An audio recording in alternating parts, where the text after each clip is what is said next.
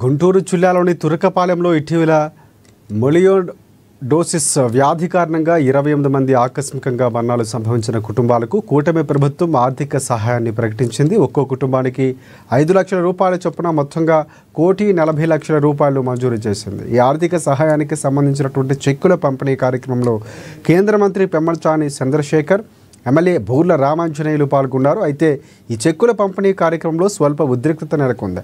MLA Burla రామాంజనేయులతో మాల మహానాడు జాతీయ అధ్యక్షుడు గోళ్ల అరుణ్ కుమార్ వాగ్వాదానికి దిగారు. సహాయం విషయంలో దళారులు ఎవరికి ఏ ఒక్క రూపాయి ఇవ్వాల్సిన అవసరం లేదు అన్న మాటపై ఈ వాగ్వాదం జరిగింది. గోళ్ల అరుణ్ కుమార్ ఎమ్మెల్యేను ఉద్దేశించి యూజ్లెస్ ఫెలో అంటూ అసభ్య పదజాలంతో విరుచుకుపడ్డారు. స్థానిక ప్రజలు ఎమ్మెల్యేకు మద్దతుగా నిలబడి గోళ్ల అరుణ్ కుమార్ను గ్రామం నుంచి వెళ్లగొట్టారు.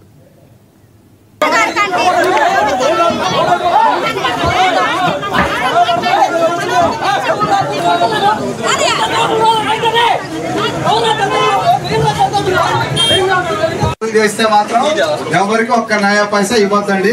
ఇది నేరుగా చంద్రబాబు నాయుడు గారు